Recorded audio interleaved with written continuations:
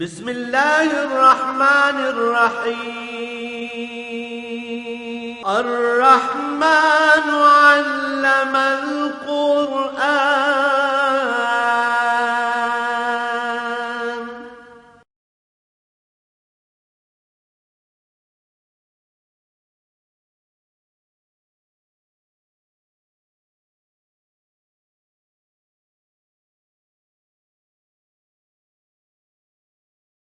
الحمد للہ رب العالمین والصلاة والسلام علی حبیبہ محمد وآلہ وصحبہ اجمعین۔ اعوذ باللہ من الشیطان الرجیم، بسم اللہ الرحمن الرحیم۔ وَإِذْ أَخَذَ رَبُّكَ مِنْ بَنِي آدَمَ مِنْ ظُهُورِهِمْ ذُرِّيَّتَهُمْ وَأَشْهَدَهُمْ عَلَىٰ أَنفُسِهِمْ أَلَسْتُ بِرَبِّكُمْ قَالُوا بَلَىٰ شَهِدْنَا أَن تَقُولُوا يَوْمَ الْقِيَامَةِ إِنَّا كُنَّا عَنْ هَٰذَا غَافِلِينَ أَوْ تَقُولُوا إِنَّمَا أَشْرَكَ آبَاؤُنَا مِنْ قَبْلُ وَكُنَّا ذُرِّيَّةً مِّن بَعْدِهِمْ أَفَتُهْلِكُنَا بِمَا فَعَلَ الْمُبْطِلُونَ وَكَذَٰلِكَ نُفَصِّلُ الْآيَاتِ لَعَلَّهُمْ يَرْجِعُونَ وَاتْلُ عَلَيْهِمْ نَبَأَ الَّذِي آتَيْنَاهُ آيَاتِنَا فَانسَلَخَ مِنْهَا فَأَتْبَعَهُ الشَّيْطَانُ فَكَانَ مِنَ الْغَاوِينَ وَلَوْ شِئْنَا لَرَفَعْنَاهُ بِهَا وَلَٰكِنَّهُ أَخْلَدَ إِلَى الْأَرْضِ وَاتَّبَعَ هَوَاهُ فَمَثَلُهُ كَمَثَلِ الْكَلْبِ إِن تَحْمِلْ عَلَيْهِ يَلْهَثْ أَوْ تَتْرُكْهُ يَلْهَثْ ذَلِكَ مَثَلُ الْقَوْمِ الَّذِينَ كَذَّبُوا بِآيَاتِنَا فَاقْصُصِ الْقَصَصَ لَعَلَّهُمْ يَتَفَكَّرُونَ ساء مثل القوم الذين كذبوا بآياتنا وأنفسهم كانوا يظلمون من يهد الله فهو المهتد ومن يضلل فأولئك هم الخاسرون اللهم سبحانك لا علم لنا إلا ما علمتنا إنك أنت العليم الحكيم مولاي صل وسلم دائما أبدا على حبيبك خير الخلق كلهم۔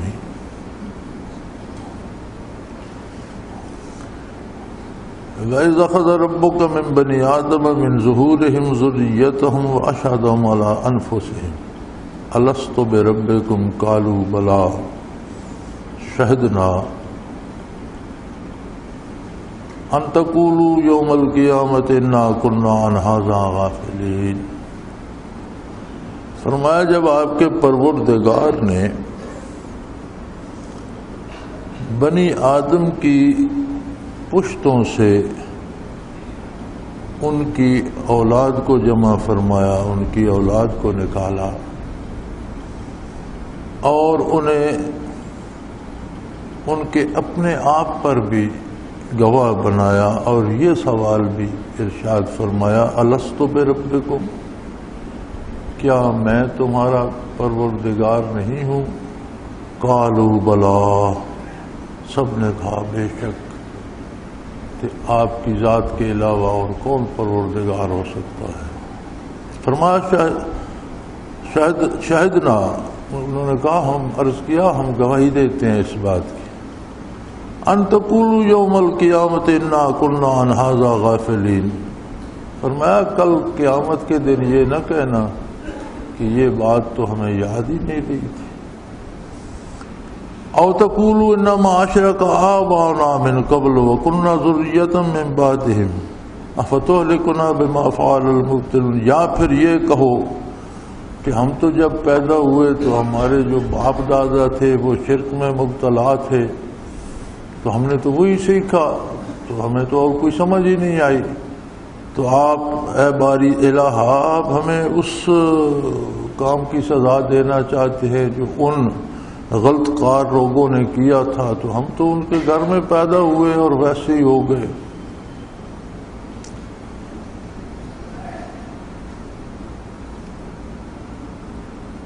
بڑی عجیب بات ہے،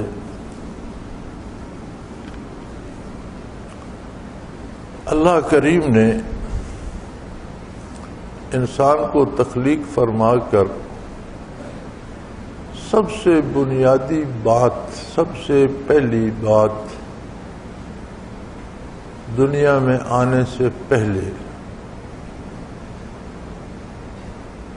انسان کے ساتھ جو ارشاد فرمائی وہ یہ تھی کہ دیکھو سوچ کر سمجھ کر جواب دو، کیا میں تمہارا رب نہیں ہوں؟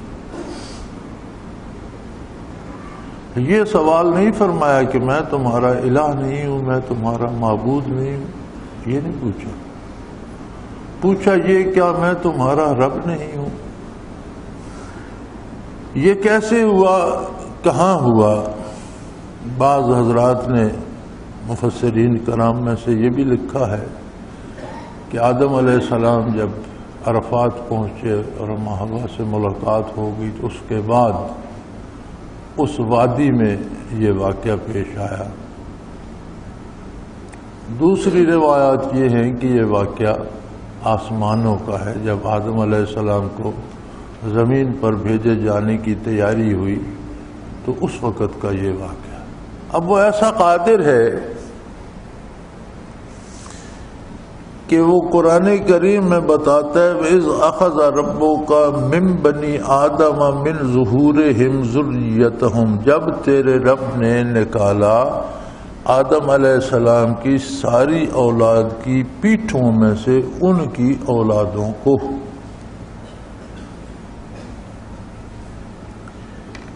یاد رہے اولاد باپ سے ہوتی ہے، وراثت باپ سے پاتی ہے، اور اس کا اصل بیج، اصل تخم، اصل بنیاد جو ہے وہ باپ سے ہوتی ہے، جو ہر شخص کے صلب میں محفوظ کر دی جاتی ہے.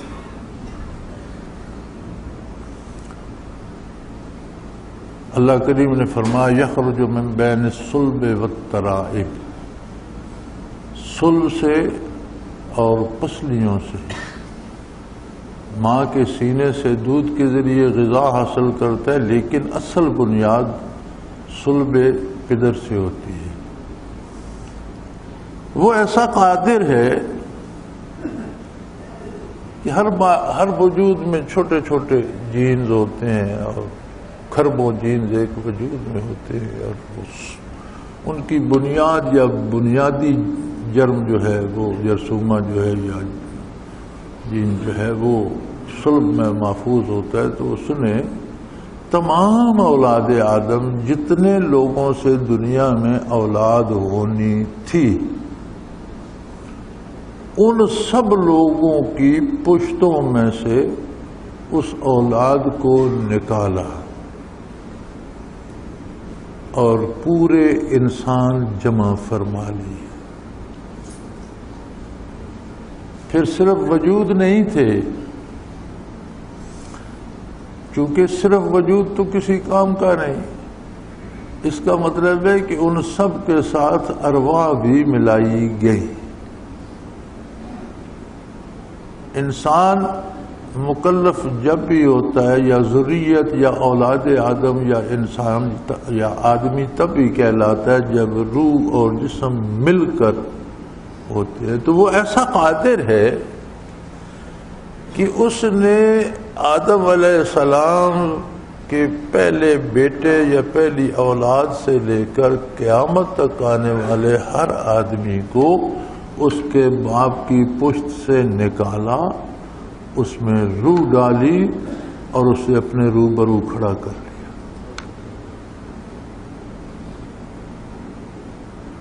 لوگوں کو خیال آتا ہے کہ قیامت کو کیسے زندہ ہوں گے.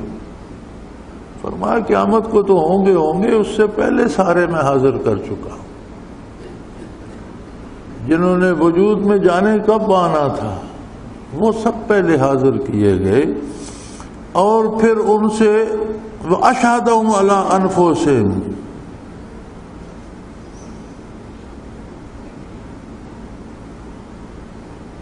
اور ان کو ان کی جانوں پر گواہ بنایا، یعنی سب کو ہوش دلایا کہ ٹھیک ہے اپنے آپ کو پہچان رہے ہو، تم فلاں ابن فلاں ہو، تم فلاں آدمی ہو، دنیا میں تمہارا یہ نام ہوگا، تمہاری یہ پہچان ہوگی، تم ہی وہ ہو. سب نے اپنے آپ کو بھی پہچانا،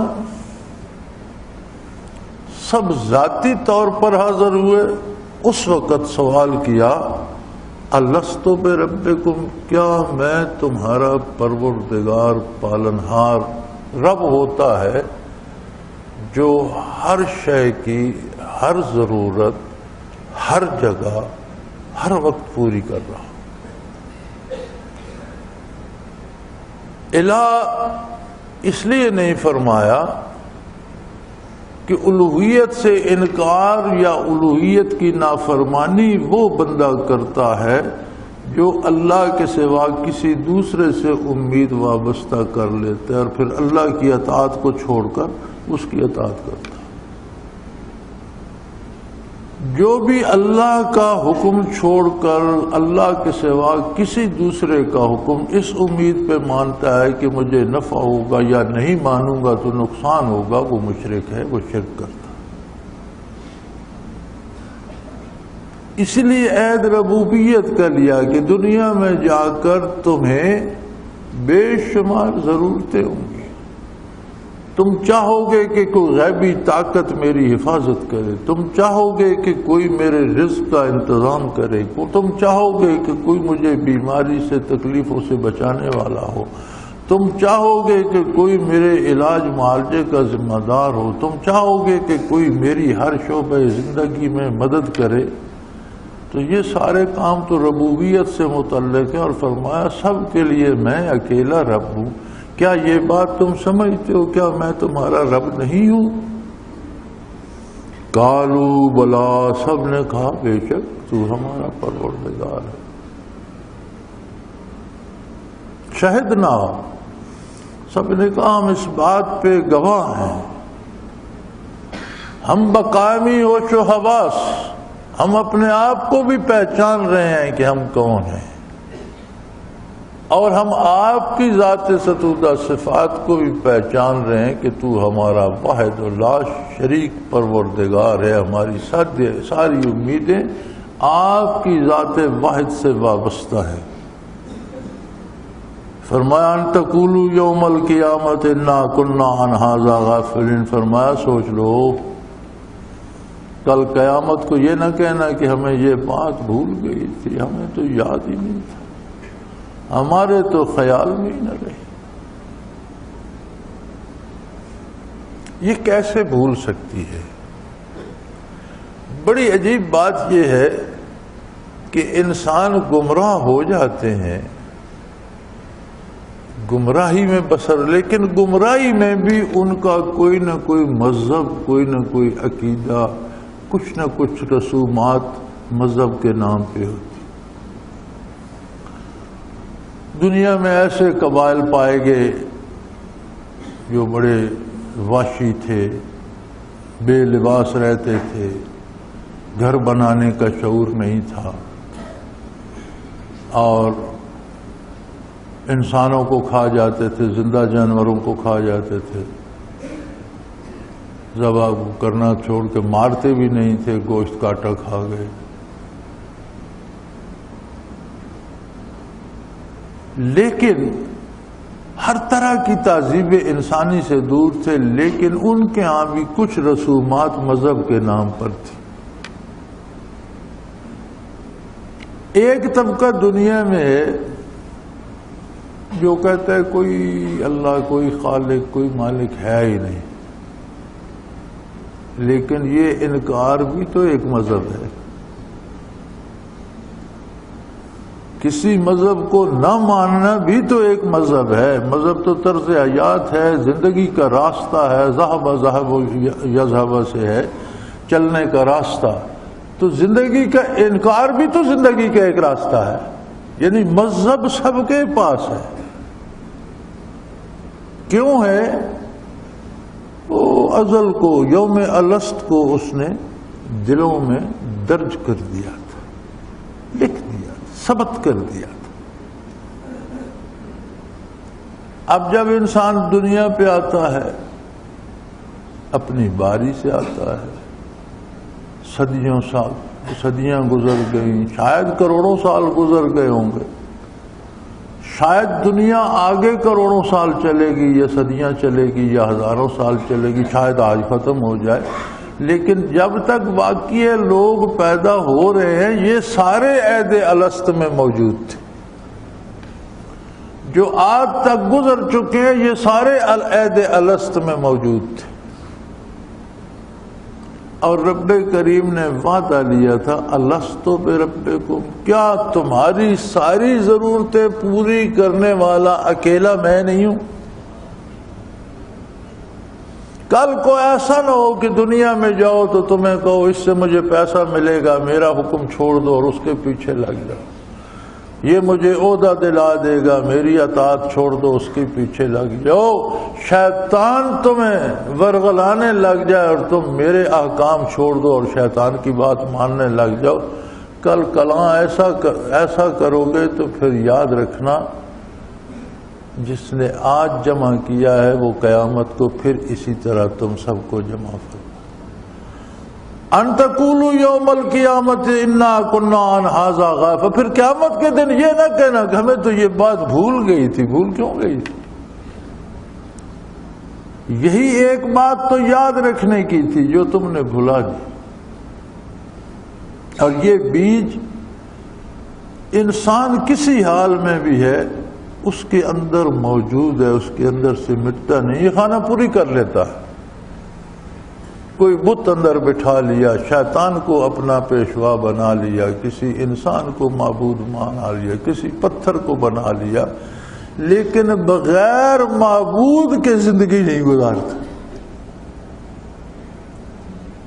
یہ وہ ازلی حقیقت ہے۔ اچھا، پھر اللہ کریم نے عہد لیا یوم الست کو، یہی بنیاد ہے بیعت کی، اسی کو بیعت کہتے ہیں۔ بیعت سے ہے، بیع کا معنی ہے بک جانا۔ بیعت ہوتی ہے اپنے آپ کو دوسرے کے اختیار میں دے دینا، جو وہ کہے گا وہ میں کروں گا، میرا اپنا اختیار ختم ہوگا۔ اسی پر انبیاء نے بیعت لی، اسی پر آقا نامدار صلی اللہ علیہ وسلم نے بیعت عقبہ اولیٰ لی، مدینہ منورہ کے احباب سے رضوان اللہ علیہم اجمعین عقبہ ثانیہ ہوئی، اور مختلف قسمیں ہیں بیعت کی۔ توبہ، گناہ سے توبہ کی بیعت ہے، رہنمائی کے لیے بیعت ہے، مسائل پوچھ کر بندہ عمل کرے، اصلاح احوال کی بیعت ہے۔ اسی طرح امارت کی بیعت ہے کہ یہ ہمارا امیر ہوگا، جسے آج ہم نے بدل کر وہ ووٹوں کی پرچی کی شکل دے دیا ہے، تو بیعت ہی، ہم اس کی بیعت ہی کرتے ہیں۔ اور بیعت کا معنی یہ ہوتا ہے کہ ہم یہ گواہی دیتے ہیں کہ میں اس بات کا گواہ ہوں کہ یہ بندہ اس عہدے کا، منصب کا اہل بھی ہے، امین بھی ہے، دیانتدار بھی ہے، اور یہ کام کر سکتا ہے۔ اب یہ ہماری گواہی کہاں تک سچ ہوتی ہے، ہم کتنا جھوٹ بولتے ہیں، یہ تو اللہ ہمیں معاف کرے، قیامت کو پتہ چلے گا۔ اور اسی میں معرفت حق کے لیے، کیفیات قلبی کے لیے بیعت بھی ہے، جو بیعت صوفیاء لیا کرتے ہیں، اور ہر بیعت کا ایک مقصد ہے۔ بیعت اصلاح کا مقصد ہے کہ اس بندے سے بیعت کی جائے جس کی اپنی اصلاح ہو اور ہماری اصلاح کر سکے، جو خود مسائل سے واقف ہو اور ہماری رہنمائی کر سکے۔ تو حضرت رحمۃ اللہ علیہ نے بھی لکھا ہے، دیگر علماء نے بھی لکھا ہے، یہ بیعت اصلاح اس بندے سے بھی کی جا سکتی ہے جو روزمرہ کے مسائل سے آگاہ ہو اور ہمیں آگاہ کر سکتا ہو، اس کے لیے کسی بڑے فاضل کی ضرورت نہیں۔ بیعت جہاد ہے، وہ کسی امیر جہاد سے کی جائے گی۔ بیعت امارت ہے، وہ حکمرانوں سے کی جائے گی۔ موت پر بیعت بھی حضور اکرم نے حدیبیہ کے روز لی، جو جانثار ساتھ تھے سب نے بیعت کی، اس بات پر کہ ہم میں سے زندہ میدان سے کوئی نہیں بھاگے گا، فتح ہوگی یا سب شہید ہوں گے، آخری بندے تک ہم لڑتے رہیں گے، سب شہید ہوں گے یا اللہ فتح دے گا۔ اور صوفیاء کی بیعت ہوتی ہے، یہ حضرت نے بھی یہ شرط لکھی ہے متقدمین علماء صوفیہ نے کہ بیعت تصوف اس بندے سے کی جا سکتی ہے جو کم از کم فنا فی الرسول تک منازل کرا سکتا، صرف یہ نہ ہو کہ خود فنا فی الرسول ہو، نہیں، فنا فی الرسول تک دوسرے کو کرا سکتا ہو، اس سے کم تر سے بیعت تصوف جائز نہیں۔ تو بیعت کی اصل بھی یوم الست میں بیعت بھی عہد ہے، اللہ نے اپنی ساری مخلوق سے عہد لیا، الست بربکم، کیا تمہاری ساری ضرورتوں کا کفیل میں نہیں؟ قالوا بلا، سب نے کہا بے شک، تیرے سوا کون ہو سکتا؟ فرمایا ایسا نہ ہو کہ فردہ قیامت جب دوبارہ میری بارگاہ میں جمع ہو، اکٹھے ہو، تو کہنے لگو اللہ ہمیں تو بات بھول گئی تھی۔ وہ تو دلوں میں کندہ کر دی گئی، وہ تو نہیں بھولتی۔ یہ الگ بات ہے کہ حق کی جگہ باطل کو مذہب بنا لیتے ہیں، لیکن بغیر مذہب کے کوئی نہیں رہتا۔ اور عجیب انسانی فطرت ہے، یہ نہیں سوچتے کہ جب مذہب ہی قبول کرنا ہے تو یہ تو دیکھ لیں کیا یہ مذہب حق بھی ہے کہ نہیں۔ بس یہاں آ کے خطا ہو جاتی ہے، پھر دنیا کی چمک، دنیا کی دولت، دنیا کی سہولتیں، دنیا کا لالچ۔ اور یہ بڑی عجیب بات ہے، دنیا میں کو اللہ نے ایسی کشش رکھ دی ہے کہ جس کے پاس جتنی ہو جائے وہ کہتا ہے اور چاہیے۔ یعنی ایسے لوگ بھی تو گزرے ہیں جنہوں نے خود کو سجدے کرائے، لوگوں کے معبود بن بیٹھے، ٹنوں کے حساب سے سونا، لاکھوں کے حساب سے لشکر، حکومتیں، ملک، سلطنتیں، ہوس ان میں بھی باقی رہی کہ کسی اور سے بھی دو گوں چھین لوں تو کتنی اچھی بات۔ یعنی وہ بھی دنیا کے لیے لڑتے مرتے ہی رہے، کوئی ایسا نہیں دیکھا سوائے اللہ کے بندوں سے جس کا جی دنیا سے بھر گیا۔ یہ محض اللہ کے بندے ہوتے ہیں جو کہتے ہیں آج جو نصیب تھا دو لقمے مل گئے، کل پھر اللہ دے گا، وہ میرا رازق موجود ہے۔ یہ نعمت، یہ سکون اس عالم دنیا میں وہ سکون ہے جو جنت میں نصیب ہوتا ہے۔ جن کے دل میں اللہ رہتا ہے واقعی وہ اس دنیا میں بھی جنت کے باسی ہیں، وہ جنت میں رہتے ہیں۔ فرمایا پھر یہ بہانہ بھی نہ کرنا، اب باپ دادا اگر غلط کر رہے ہیں تو یہ اس غلطی کا کوئی جواز نہیں کہ یہ غلطی میرا باپ کرتا تھا میں اس لیے کر، غلطی غلطی ہے، گناہ گناہ ہے، برائی برائی ہے۔ اب کوئی یہ جواز بنا لے جی میرا باپ ڈاکو تھا اس لیے میں ڈاکے ہی ڈالوں گا، یہ تو صحیح نہیں ہے۔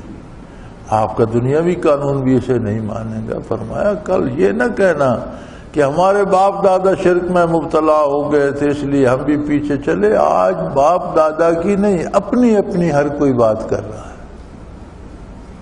آج کوئی کسی باپ دادا کی بات نہیں کر رہا، تمام بنی آدم، تمام انسان میرے سامنے موجود ہو۔ اگلے دن ہمارے ایک ڈاکٹر صاحب ٹیلی ویژن پہ بتا رہے تھے کہ انسان اور جن برابر کے مکلف ہیں، اور جنوں میں بھی نبی ہوتے ہیں اور جن بھی جنت دوزخ میں جائیں گے، یہ قرآن میں لکھا ہوا ہے۔ سارے قرآن میں تو یہ نہیں ہے۔ اگر جن انسانوں کے ساتھ برابر ہے تو یوم الست میں کہاں تھے جب انسانوں سے عہد لیا جا رہا تھا؟ جن کہاں تھے؟ جنات میں کوئی نبی ہوتا تو جنات میں بھی تجلیات باری کو برداشت کرنے کی قوت ہوتی، وہ تو نہیں کر سکتے۔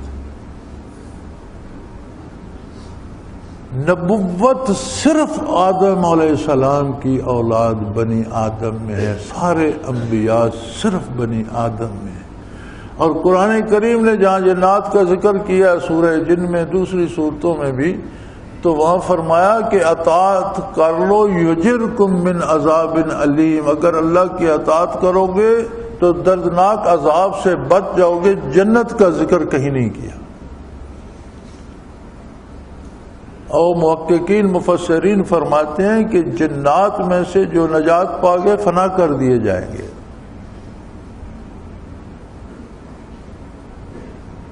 اور جو جہنم میں جائیں گے وہ اپنے اعمال کی سزا بھگتتے رہیں گے۔ لیکن جو ایسے ہوں گے کہ کبھی 2000 سال بعد، 4000 سال بعد، 1 کروڑ سال بعد اس کی سزا پوری ہوگی تو اسے پھر فنا کر دیا جائے گا، لیکن انسان ہمیشہ باقی رہے گا۔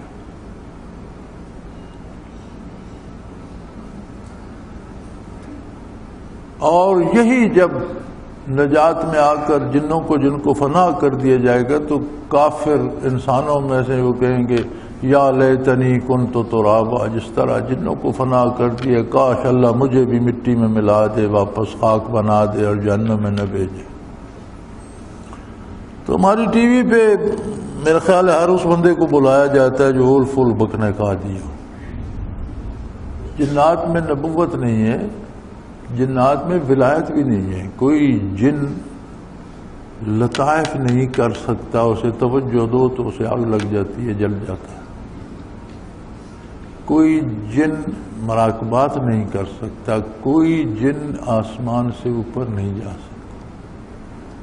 یہ سارا شرف انسانوں کے لیے، اس لیے عہد الست بنی آدم سے لیا جا رہا ہے۔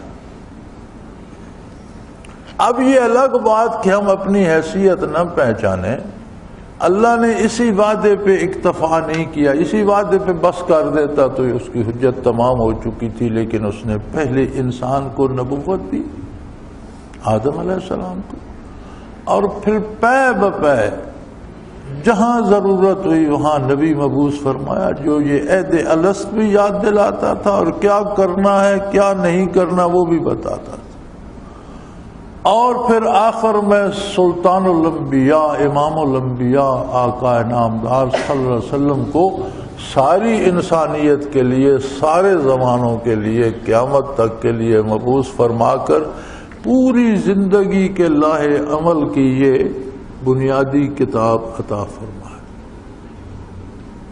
یہ زندگی کی کتاب ہے، یہ زندوں کے لیے ہے جسے ہم مرنے والے پر پڑھتے ہیں۔ ہم نے تو یہ طریقہ بنا لیا ہے نا کہ کوئی مرنے کے قریب ہو کیا یاسین ہوا سانب میری سورہ یاسین پڑھو کہ وہ جلدی مر جائے۔ ہم نے تو طریقہ یہ بنا لیا، یا کوئی مر گیا ہے تو اس کے لیے 10-12 بندے بلا کر انہیں حلوہ کھلا دو اور قرآن ختم کرا دو۔ ارے یہ زندگی کی کتاب ہے، یہ زندہ کتاب ہے، زندہ انسانوں کے لیے ہے، زندگی کی بنیادی کتاب ہے، اور یہ چھوٹی سے چھوٹی بات سے لے کر بڑی سے بڑی بات تک، ذاتی، خاندانی، ملکی، قومی، بین الاقوامی امور کے ہر شعبہ زندگی کو زیر بحث لا کر خوبصورت رہنمائی کرتی ہے۔ اور اللہ کریم نے فرمایا جو اس کے مطابق فیصلے نہیں کرتے، تین درجے دیے ہیں، اولئک هم الکافرون، اولئک هم الظالمون، اولئک هم الفاسقون۔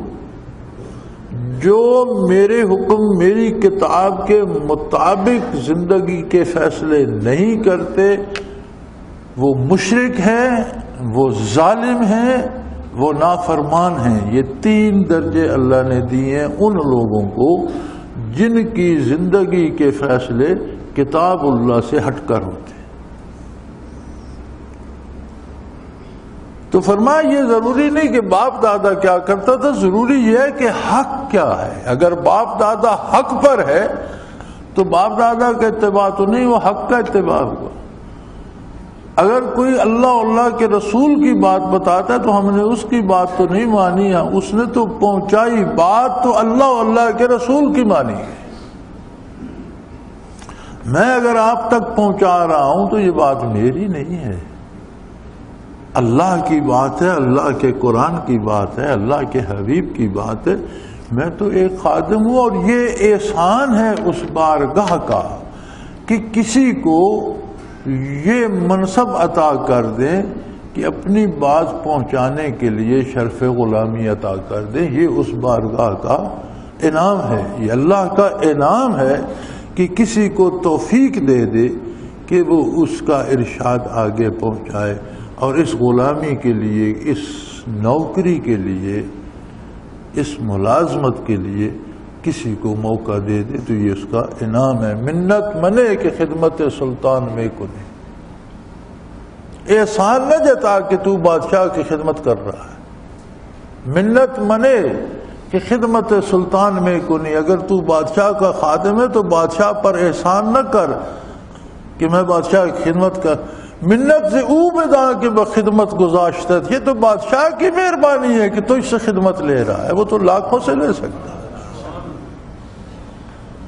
اگر کوئی عالم ہے، فاضل ہے، اللہ کی بات حق کرتا ہے تو اس کا کوئی احسان نہ دین پر ہے نہ اللہ پر ہے. اللہ کا احسان اس پر ہے کہ اسے اپنی خدمت کے لیے چن لیا. تو یہ یاد رہے. آج کا سائنسدان کہتا ہے کہ انسان کے وجود میں 1000 کھرب سیل ہیں. 1000 کھرب. پھر اگلی بات مزے کی کہتا ہے کہ ہر سیل کو اگر کھولا جائے تو اس میں ایک کتاب موجود ہے جو اس کے پیدا ہونے سے مرنے تک کی ساری زندگی کا نصاب اس میں درج ہے کہ عمر کے کس حصے میں. حتیٰ کہ آج کا سائنسدان یہ دعویٰ کرتا ہے کہ اس کتاب سے یہ پڑھا جا سکتا ہے کہ اس بندے کا پہلا بال کون سی عمر، کس دن، کس لمحے، کس سیکنڈ پہلا بال سفید ہوگا. اگر یہ تک پڑھا جا سکتا ہے تو پھر اس کی پوری زندگی کا نصاب، اس کی غذا، اس کا کھانا پینا، اس کا سونا جاگنا، اس کی اولاد، اس کی عمر، سب کچھ اور 10,000 کھرب سیل ہیں. 1000 کھرب کتابیں موجود ہیں جن سب میں لکھا ہوا ہے.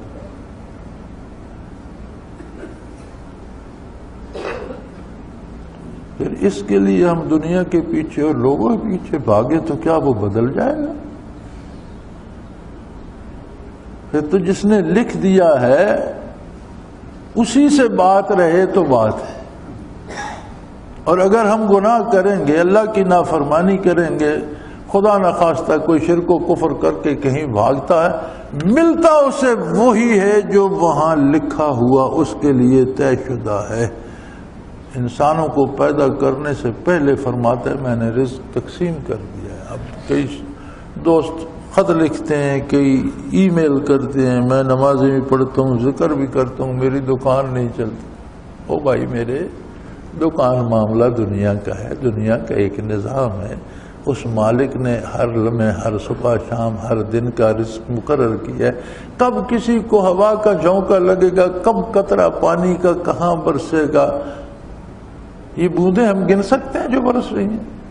ہر بوند کے ساتھ ایک فرشتہ ہوتا ہے، وہاں پہنچاتا ہے جہاں اللہ کا حکم ہے. ہم بارش کی بوندیں گن سکتے ہیں. ہر بوند کے ساتھ ایک فرشتہ ہوتا ہے جس کی ذمہ داری ہے کہ اس قطرے کو وہاں پہنچائے جہاں اللہ نے مقرر کر دیا.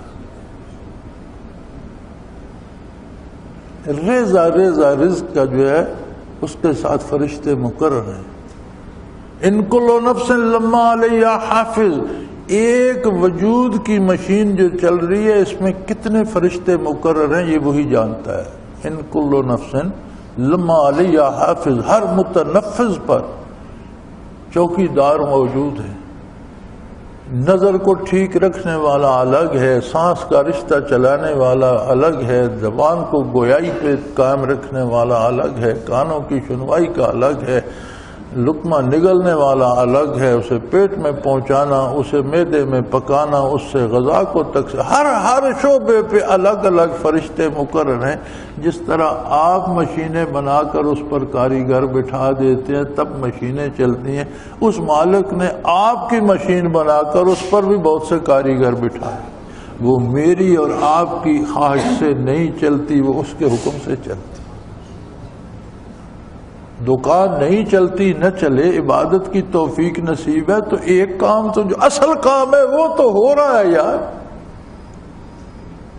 ہم نے تو کسی کا پیٹ مرنے والے کا ساتھ لگے ہوئے نہیں دیکھا، جو مردہ دیکھا اس کا پیٹ پھولا ہوا ہی تھا، دنیا سے بھوکا تو کوئی نہیں جاتا، پیٹ بھر کے جاتا۔ میرے ایک رشتے میں چچا تھے،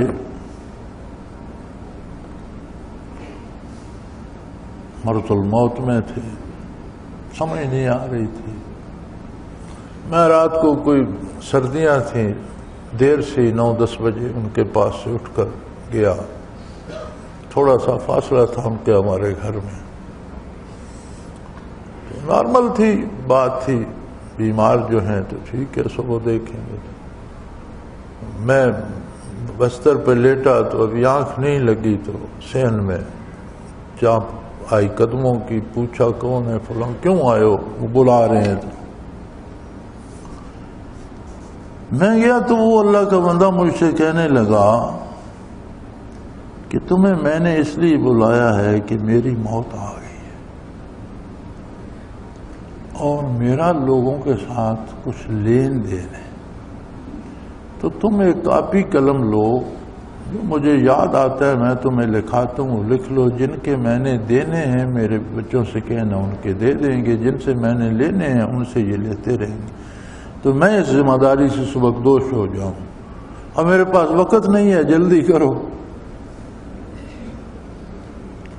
عام سادہ سا کاشتکار آدمی تھا، ان پڑھ۔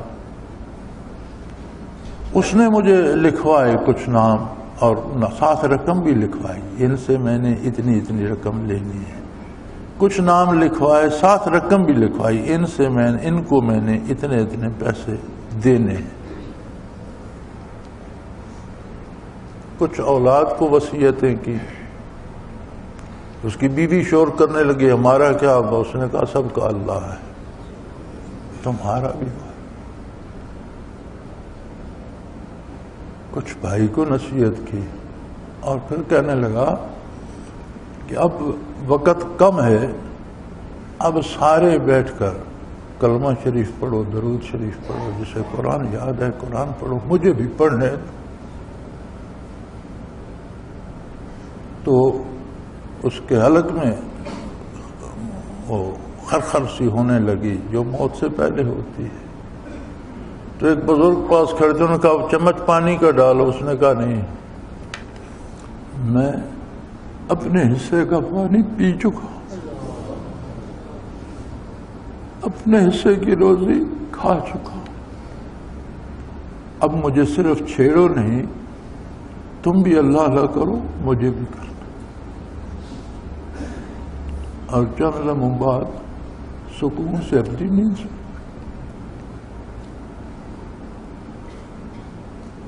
کوئی پڑھا لکھا نہیں تھا، عالم نہیں تھا، الف بے نہیں جانتا تھا، ہاں نماز پنجگانہ ادا کرتا تھا۔ اور ایک خوبی اس کی یہ تھی کہ کسی کا کوئی کام آ جاتا تو اپنا چھوڑ دیتا، دوسرے کی مدد کرتا۔ کسی کو پیسہ چاہیے 500 دے دیتا تھا، ملے نہ ملے کوئی بات۔ تو بھائی دنیا کا ایک نظام ہے، ہر ایک نے اپنے حصے کا رزق لینا ہے، جو چیز جس وقت مقدر ہے مل جائے گی۔ اب نمازوں کو، سجدوں کو دکان سے جوڑنا، بیماری سے بیٹے کی ملازمت سے جوڑنا تو صحیح نہیں ہے۔ عبادت ایک شرف ہے انسان کے لیے، بہت عزت کی بات ہے، کہ بڑے عزت و احترام کی بات ہے کہ کسی سر کو وہ اپنی بارگاہ میں جھکنے کی توفیق دے، جس میں ذرا سی نخوت آ جائے اسے پرے کر دے، وہ جھک نہیں سکتا، وہی اسی کو توفیق دیتا ہے جو اسے رب مانتا ہے۔ فرمایا ایسا نہ ہو کہ کل قیامت کو کہنے لگو کہ اللہ ہم نے تو شرک نہیں کیا، باپ دادا کرتے تھے، ان کے گھر میں پیدا ہوئے۔ بھائی باپ دادا کے گھر میں تو بعد میں پیدا ہوئے، میں تمہیں آج بتا رہا ہوں کہ یہ نہ کرنے کا کام۔ وَكَذَلِكَ نُفَصِّلُ الْآيَاتِ لَعَلَّهُمْ يَرْجِعُونَ، فرمایا ہم اپنی باتیں بڑی واضح کر کے کرتے ہیں کہ لوگ واپس میری بارگاہ میں آ جائیں، میرے سوا دوسروں سے امیدیں منقطع کر لیں، دوسری کسی بارگاہ میں سر نہ جھکائیں، کھول کر باتیں کرتے ہیں، واضح کر کے ارشاد فرماتے ہیں اور چھوٹی چھوٹی بات سمجھا دیتے ہیں۔ پھر اس کا کتنا احسان ہے کہ اس نے محمد الرسول اللہ صلی اللہ علیہ وسلم کی ذات بستہ کر دیا، اور کتنا احسان ہے کہ اس نے قرآن کریم عطا فرما کر حفاظت کا ذمہ خود لے لیا، اور قیامت تک بالکل بعین ہی جو حضور نے جمع فرمایا تھا وہی قرآن آج میں پڑھ رہا ہوں، آپ سن رہے ہیں، ہمارے پاس وہی قرآن موجود۔ اب اگر ہم دامان محمد کو بھی چھوڑ دیں صلی اللہ علیہ وسلم اور اللہ کی کتاب کو بھی چھوڑ دیں تو اس سے بڑی بدبختی کیا ہو؟ یہ سارے رمضان، یہ سارے اعتکاف، یہ سارے اذکار کیا ہیں؟ اس درد کو پانے کے ہیلے ہیں جو تعلق سے نصیب ہوتا ہے۔ ایک تعلق بن جائے رب العالمین کے ساتھ، ایک تعلق بن جائے نبی کریم صلی اللہ علیہ وسلم کے ساتھ، اور زندگی کے بعد کی حقیقتیں سامنے آ جائیں۔ حضرت علی رضی اللہ عنہ پہ کسی نے کوئی سوال کیا کہ حضرت قیامت پر آپ پر کیا تاثر ہوگا قیامت کو آپ کا؟ تو انہوں نے فرمایا کہ اگر آج قیامت قائم ہو جائے تو مجھے کسی بات پر کوئی حیرت نہیں ہو، کہ جو کچھ اس کا مطلب یہ تھا کہ جو کچھ قیامت کو ہونا ہے اس کا آج مجھے اتنا ہی یقینی علم ہے جتنا قیامت کو ہوگا لوگوں کو۔